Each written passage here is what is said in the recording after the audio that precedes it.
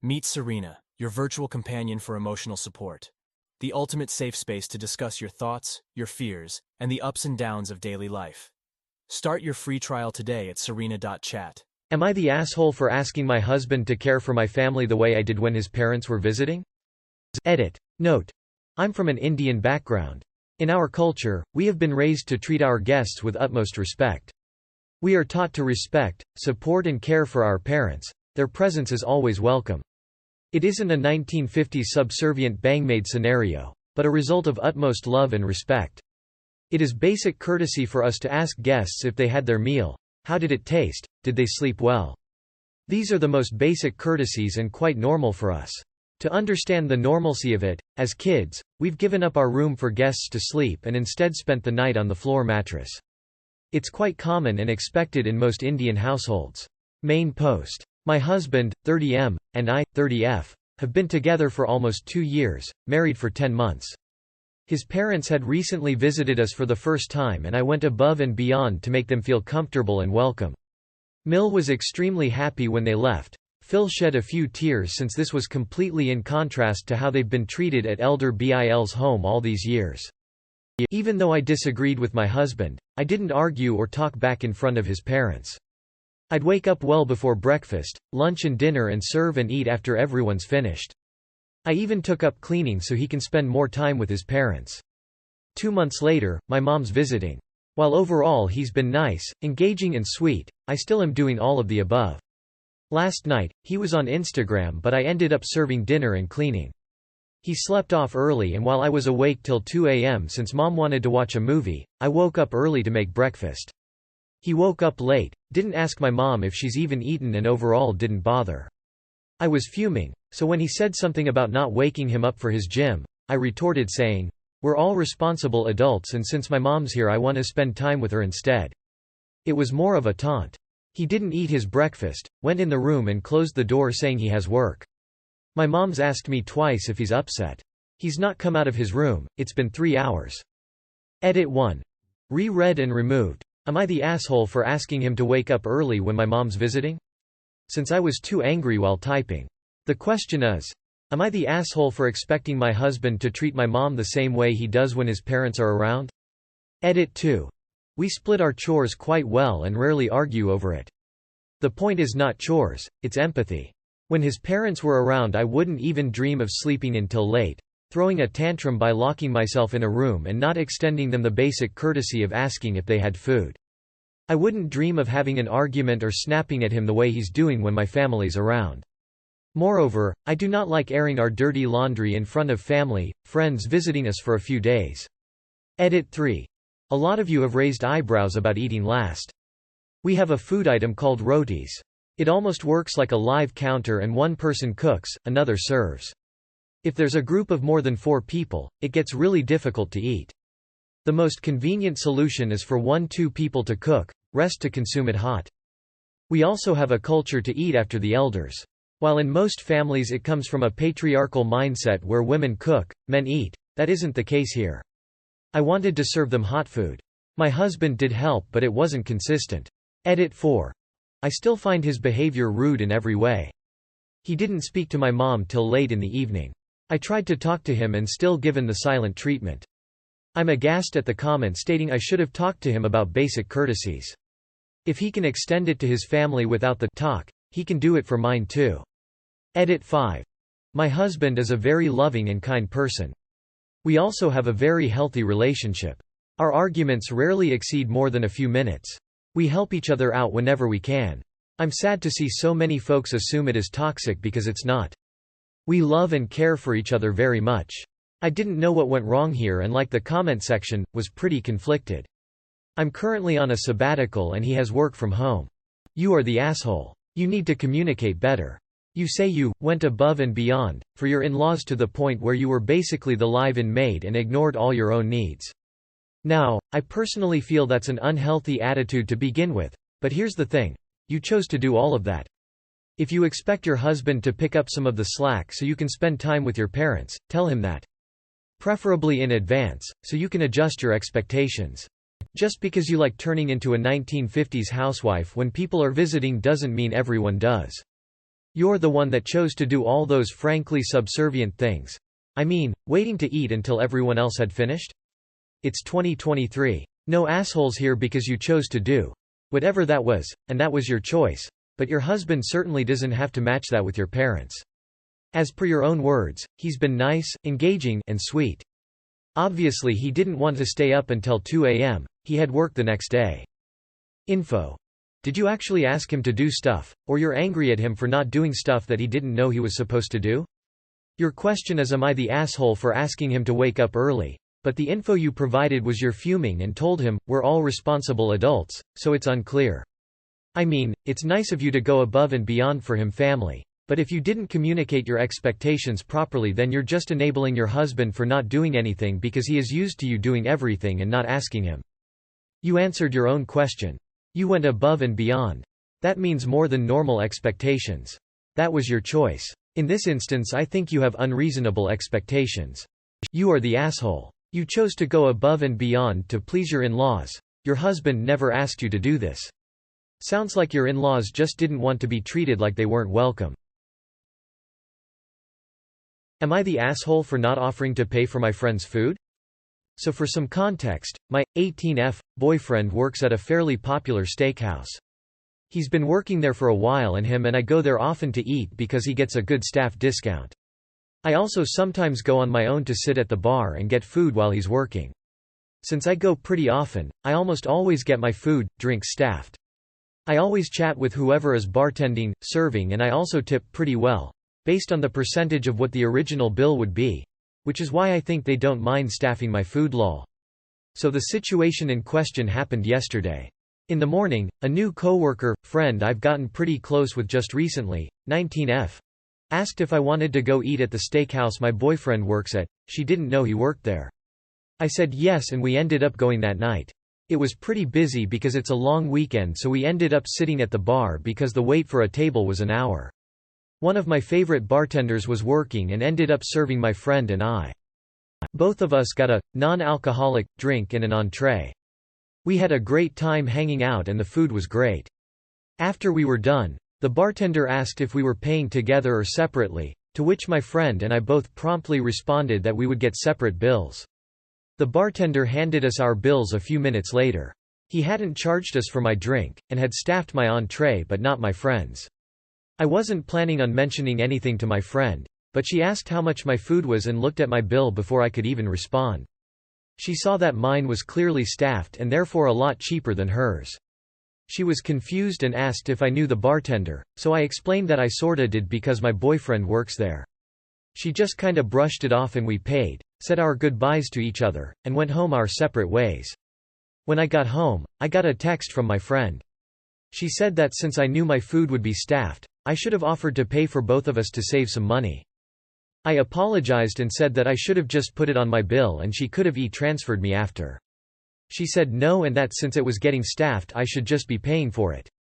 I told her that I've never brought anyone with me, so I don't know if they would staff it, and even with a discount, it's still an upscale place and therefore still expensive. But she is still insisting that I should have paid and that now she's gonna tell all our coworkers that I intentionally let her pay extra when we hung out. So am I the asshole for not offering to pay for my friend's food when I knew mine would get staffed? Edit. Thank you for easing my mind with your replies lol. I realize now that she was absolutely out of line. If any coworkers ask me about it, I'll dismiss the situation, let them know what actually happened. I also just want to know that I understand the discount I get is just a courtesy. I always go in prepared to pay the entire cost plus a good tip, and I never ask them to staff if they can't. Not the asshole. She didn't pay extra, she paid for exactly what she ordered. Not the asshole. Kind of doubt it would be free if you start bringing in guests and asking for one bill. Your friend ordered a meal with the expectation that she would pay for it. That you got a break on your bill didn't impact her except emotionally, and that's her issue to deal with.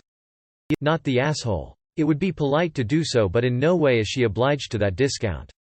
She isn't the one dating your boyfriend either, so it is valid that you're the only one that gets staffed. Not the asshole. Your new friend is delusional. Not the asshole and tell all your coworkers she invited you, then asked you to pay for her and thrown a fit when you didn't and just paid your own bill. How much your bill was wasn't any of her business. Am I the asshole for convincing my friend to stop paying child support? My friend, Ty, fake name, had 2 kids with his ex-girlfriend Dee, also fake. They only dated for 2 months, but 2 weeks after they broke up, Dee said she was pregnant with twins. Dee was crazy. She is rude, manipulative, condescending, and lazy, which came out in the 2nd month they were together. Both Ty and I grew up in poverty and with fathers, so he was adamant in being a good father to his daughters and providing for her. It was to the point that he was giving away half of his paycheck to Dee, about $3,000 out of his $6,000 monthly income. He also spent every weekend, a few lunch breaks a week, and various trips with his daughters, all without Dee, who was only interested in him bringing her back food or paying for a trip so she could leave and do her own thing without actually spending time with her kids. Everyone knows that Ty puts his kids first and is super proud of them. He's the one who takes them to school, helps with homework, sets up B-day parties, goes to parent-teacher conferences, etc. All without Dee, who couldn't care less. Dee and Ty got into an argument, during my birthday party, about changing the girls' school. Ty wanted to change to a better school out of the Dee's bad neighborhood and Dee wanted them to stay where they were. She argued that she has full custody so it's her decision. He said he takes them to school, goes to PT conferences, does everything regarding school, etc. so it should be his say. She said she's the mom and it's her decision and he said he's the father, so he gets a say too. Then she decided to be petty and dropped the bombshell. That neither child was his. She admitted that she cheated on him while they were together and she decided Ty would be the dad because he made the most money. She even told him to get a paternity test. Turns out she was right. Neither was his. He was devastated. He wouldn't talk to anyone for a month. Ty eventually went back to Dee and said that he loved his daughters and wanted to be in their lives anyway. Dee said no, that his attitude and overreaction to the news meant she had to do more work with the kids, everything he used to do, and that he was selfish.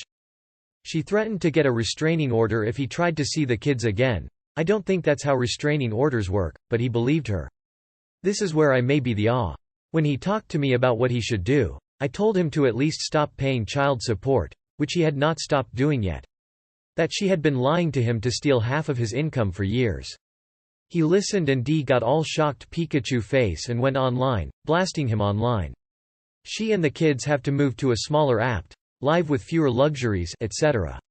Everyone saw him as a great dad and now they see him as a deadbeat.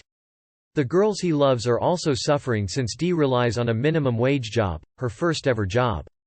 And now Ty's family blames me. They claim that my advice ruined everything. I feel like I'm getting more hate than Dee. Am I the asshole? Not the asshole. You should also tell him to sue to recover the child support he has already paid. Best thing your friend can do is lawyer up and rectify this mess with the courts. You are the asshole for advising him to potentially break the law rather than hiring a lawyer and focusing on what he cares about most, which is access to these children. If he's been going to parent-teacher conferences then they are pretty old and have always known him as their dad. He could sue for visitation rights as this is in their best interest. But by not paying child support he looks like he may not care about what is in their best interest. He should push back this lying gold digger and expose her lies and shamelessly committed fraud. He should also contact the district attorney and pursue fraud charges criminally by handing all of this evidence to them. Finally, he should sue to recover every dime. Make it so that, if this thieving harpy wins the lottery, he wins the lottery.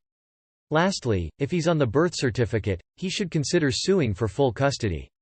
If this harpy has her hooks in so deep they lied on a government document, penalty of perjury, then he's legally those kids' father.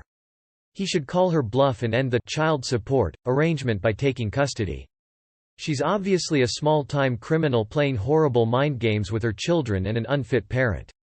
Go after her. Info. Was he on the birth certificate? Would I be the asshole for calling the cops on my neighbor? So here is the situation. I have a neighbor. Let's call him Greg. Greg has a home that is across the street from me diagonally and has a driveway with 3 spaces, and lives alone. In the driveway, he has a toy hauler, pickup truck with a camper canopy on it, a boat on a trailer, and also a fold-up trailer that is sometimes in the street, sometimes in front of that boat. Side note, the boat and toy hauler I have never seen move in 6 years of living here, not really important to the story, but why leave it out?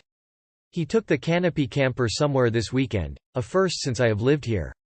Greg also has 2 other cars, a tan sedan and a silver SUV. Between all of these, he has 3 license plates.